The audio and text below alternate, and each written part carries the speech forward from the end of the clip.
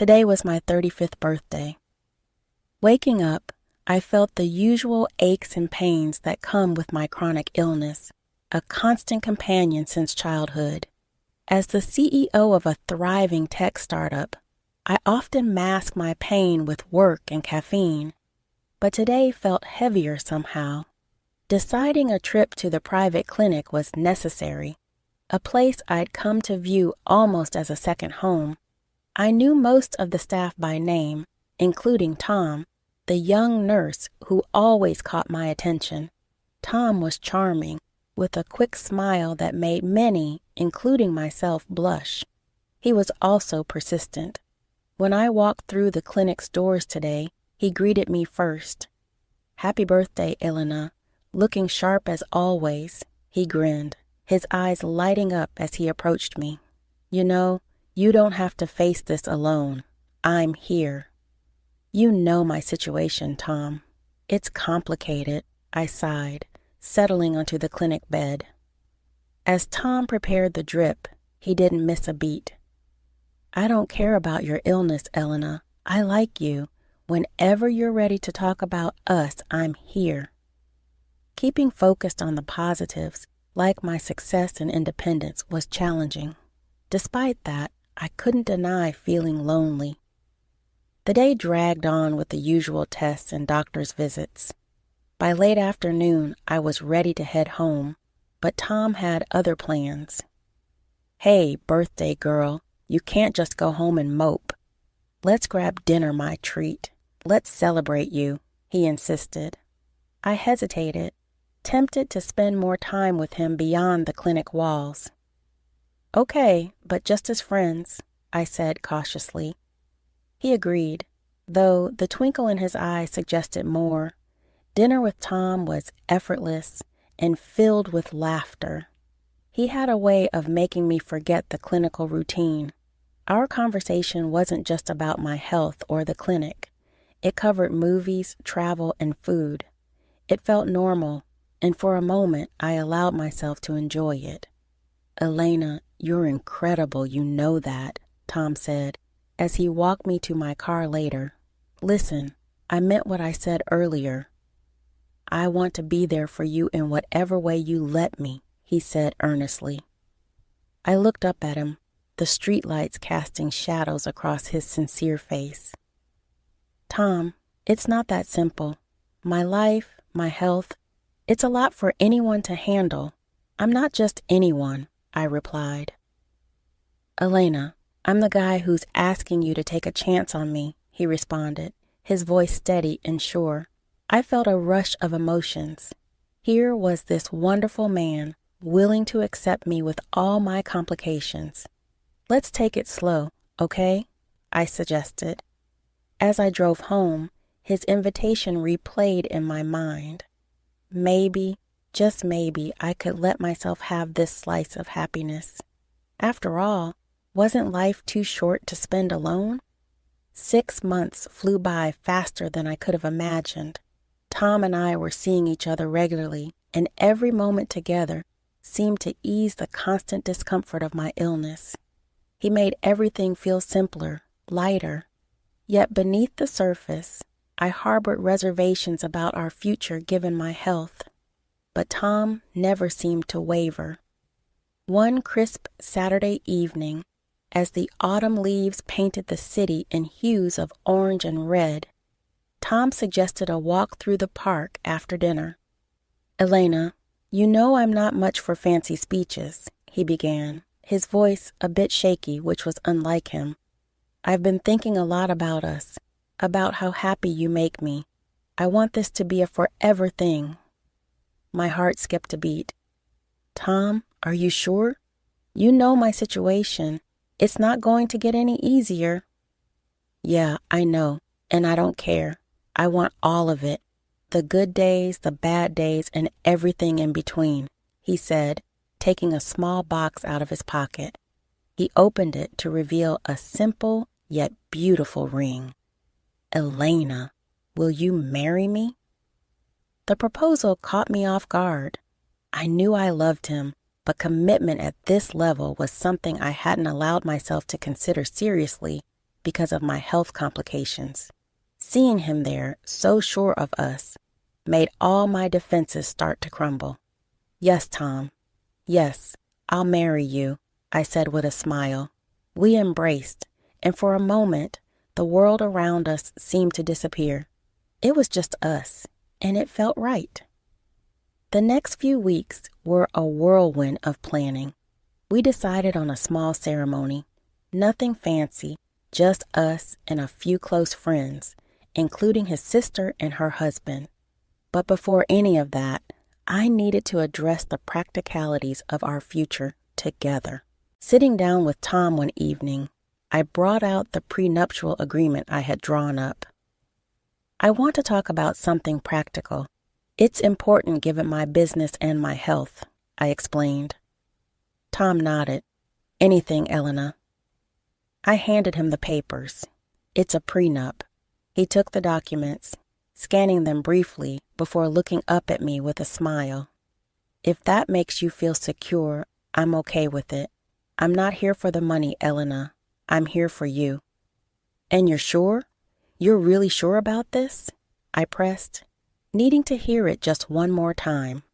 "Absolutely," he assured me, signing the document without a second thought. "Now, can we go back to planning our tiny wedding?"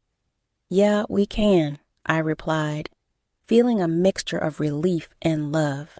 Tom's easy acceptance of the prenup reassured me of his intentions and commitment. Our wedding day was simple and perfect. Quick city hall ceremony with only those we loved most present. Standing there, exchanging vows with Tom, I felt a surge of hope. Maybe, just maybe, life was giving me a chance to have something beautiful despite everything. Life after our quiet little wedding was, for a while, pretty close to what I had imagined as perfect.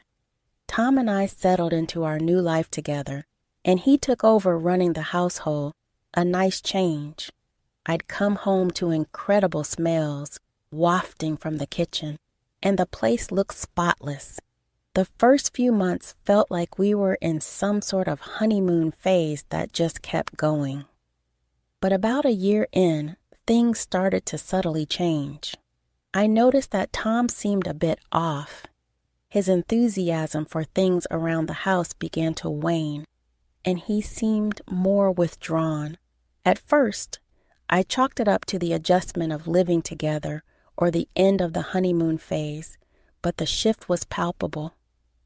One day, I came home early to surprise him with news about a potential new client for my business. I walked in, expecting to find him bustling around in the kitchen or maybe sorting out the laundry. Instead, the house was quiet, too quiet. Puzzled, I walked towards the kitchen, and that's when I heard his voice. I paused by the door, listening.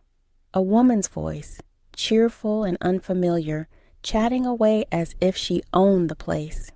Pushing the door open, I saw a middle-aged woman humming as she chopped vegetables. She looked up, startled. "Oh, you must be Elena. I'm June. Tom didn't say you'd be home this early."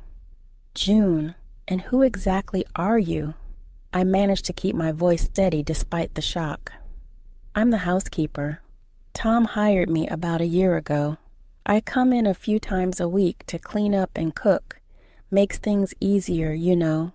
She smiled, clearly unaware of the bomb she'd just dropped. A housekeeper for a year, and I had no clue.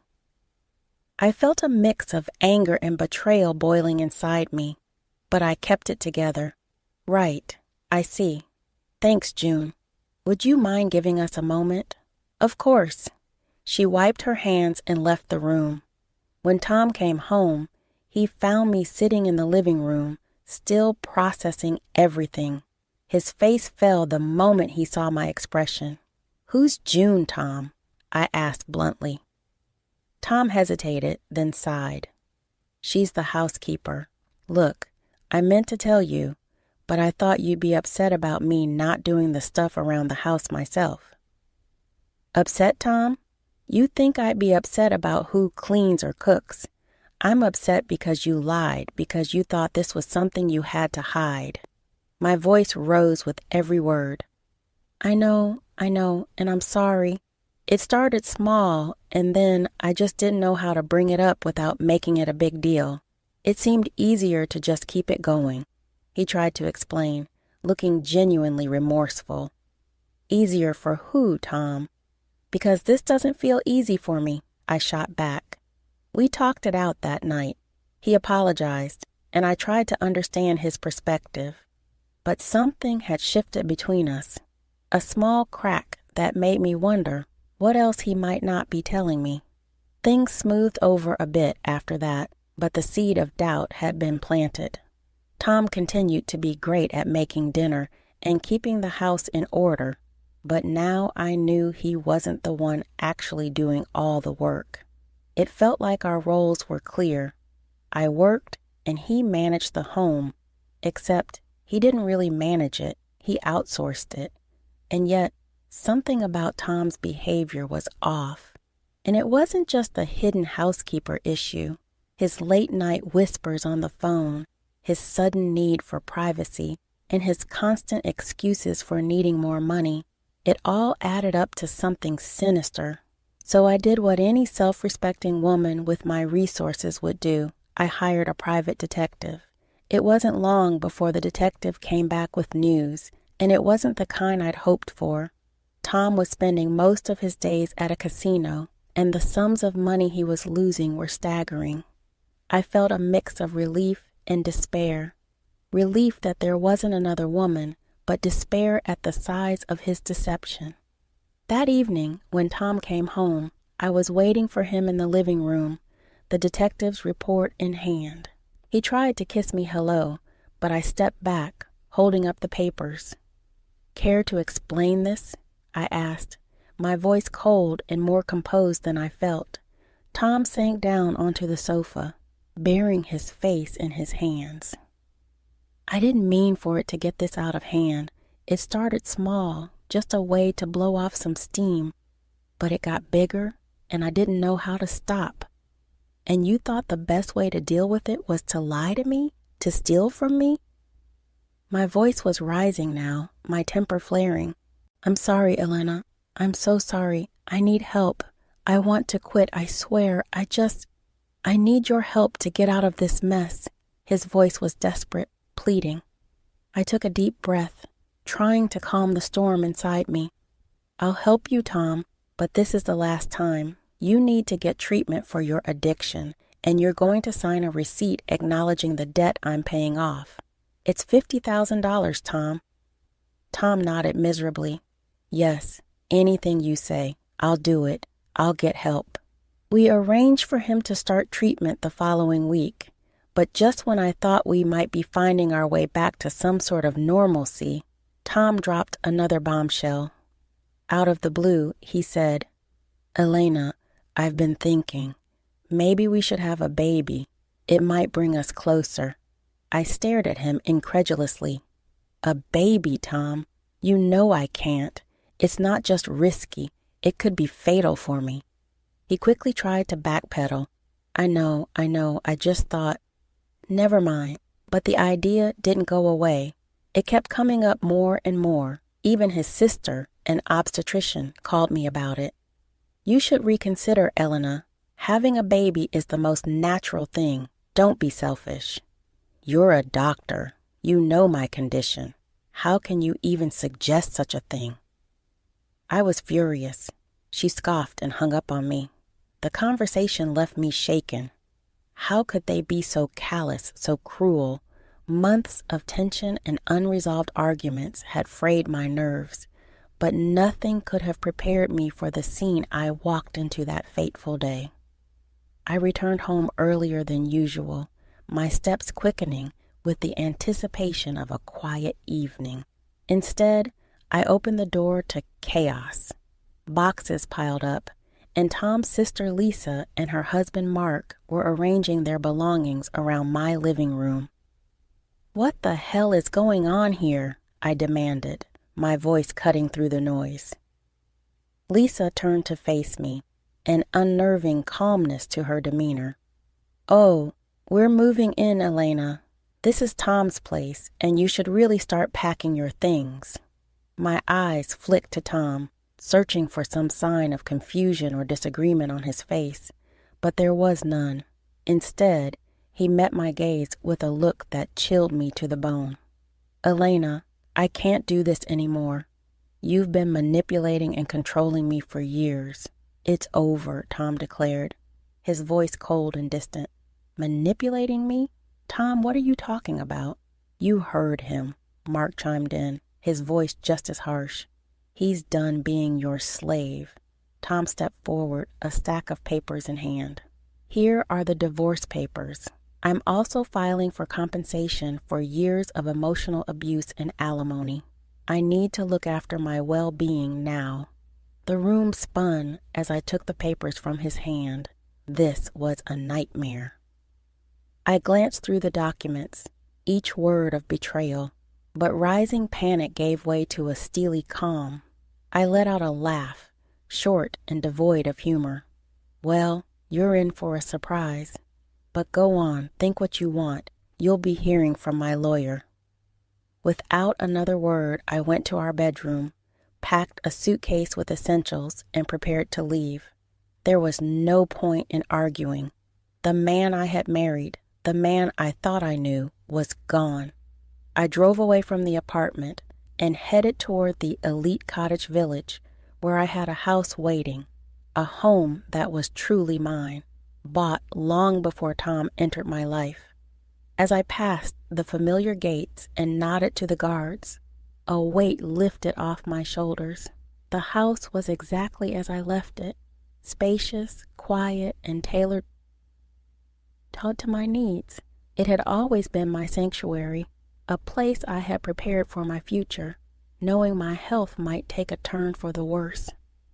As night fell, I made a few phone calls, informing my closest friends of the situation and reassuring them I was okay. My lawyer was up next, ready to discuss our strategy. Tom and his outrageous claims would not go unchallenged. A few days after settling into my sanctuary, I was startled by a frantic call from Tom. His voice, laced with panic and fury, blared through the phone. "Elena, you've set me up. This is some kind of sick game to you, isn't it?" Calmly, with a small smile, I replied, "Tom, if you think there's been a misunderstanding, why don't you come over and we'll talk about it? I'll send you the address." Soon after, the village gate swung open and Tom, alongside Lisa and her husband Mark, drove through. I watched from the window as their car pulled up, their faces pressed against the car windows, eyes wide as they took in the view of my expansive home. They approached my front door, still gaping at the luxurious setting, their previous bravado seeming to shrink a bit. As I opened the door, I couldn't help but cough to clear the silence, then offered a wry smile. "Well, what brings you to my humble abode, Tom?" Reaming some of his earlier fire, Tom blurted out, "Your lawyer called me. He said I have to pay next month's rent for the apartment. $6,000. You never told me it wasn't your apartment. You never asked about it. And if you want to live in that apartment, pay the rent," I explained with deliberate patience. Lisa, ever the opportunist, chimed in, elbowing Tom. "And what about this place? It's gorgeous." Tom nodded vigorously. "Yeah, why don't you just give us this house instead of that apartment? Otherwise, we'll sue you for everything you've got." Their audacity was almost comical. I couldn't help but burst into laughter. "You want to sue me for this house, Tom dear? I bought this house long before you were in the picture. You have no claim over it whatsoever." Their faces turned red with frustration, and the shouting escalated. "You can't just kick us out. We have rights," Tom yelled. "That's where you're wrong," I replied, my voice firm as I picked up the phone. "Security, could you please escort these people out? They seem to be lost." Within minutes, the village security arrived, and the trio was promptly shown out. As they were escorted away, their indignant protests faded into the distance, leaving behind a quiet that settled over the house like a comforting blanket. After they left, I sat back down, the laughter gone replaced by a weary sigh. It was clear that Tom and his sister were grasping at straws, trying to intimidate me into giving up what was rightfully mine. I called my lawyer again, going over the details of the day's confrontation. "We need to be prepared for whatever they might try next," I told him, my tone resolute. "Don't worry, Elena, we'll handle this. They have no legal standing," he reassured me. The day of the court hearing arrived with tension thick enough to slice through. I walked into the courtroom, my lawyer at my side, ready to face whatever Tom and his family had concocted. The allegations were ludicrous. Tom claimed that I had exploited him, turning him into what he dramatically referred to as my slave.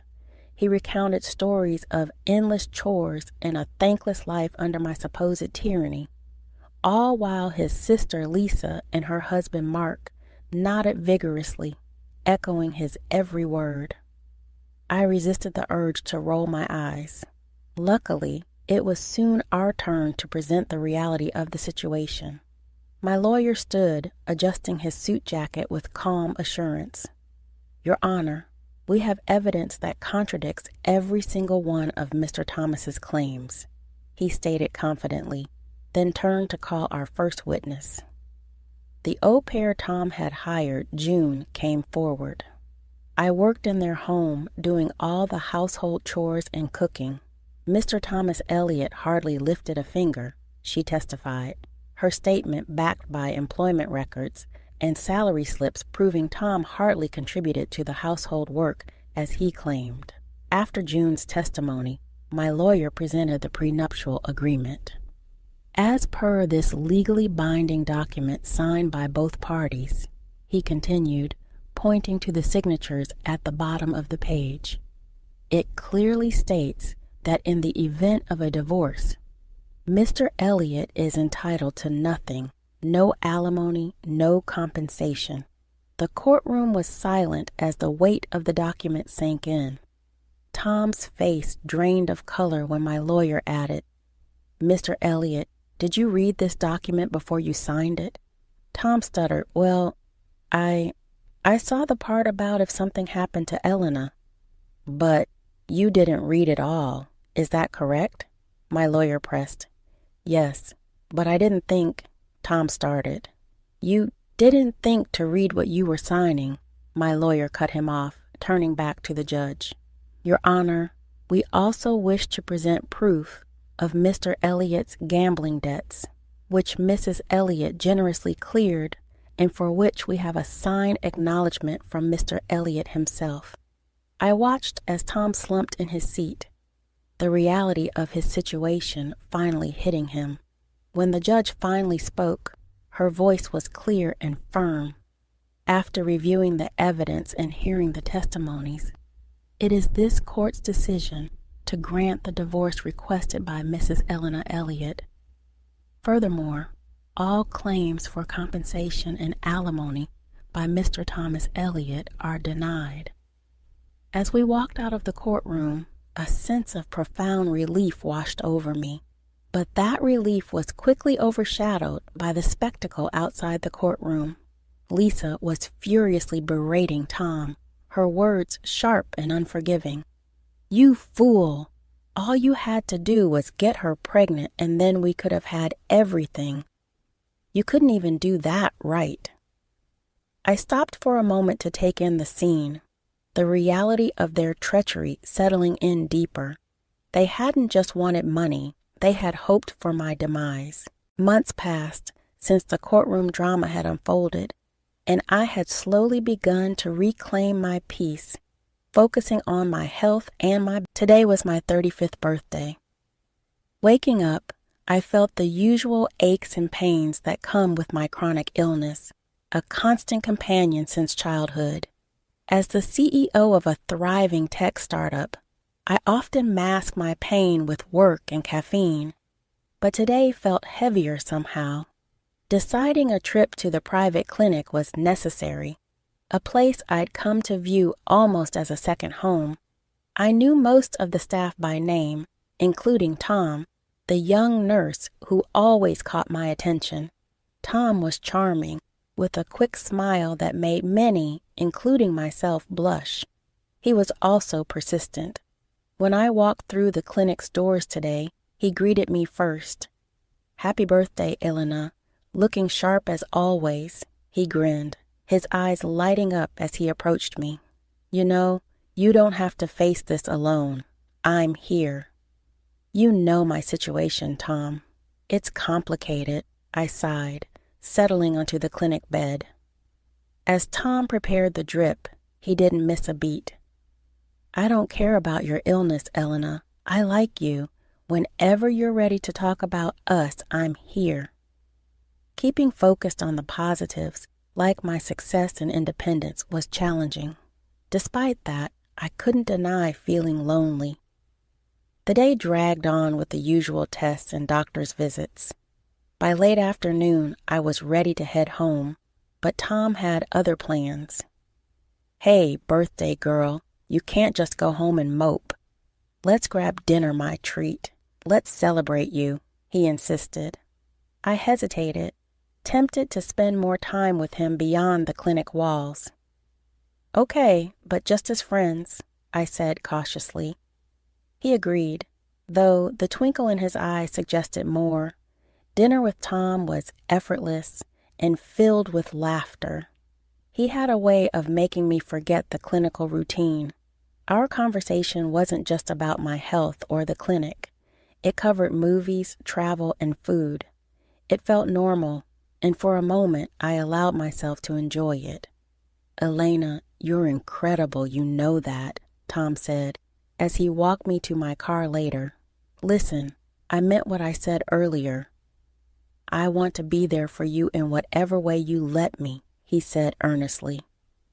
I looked up at him, the streetlights casting shadows across his sincere face. "Tom, it's not that simple.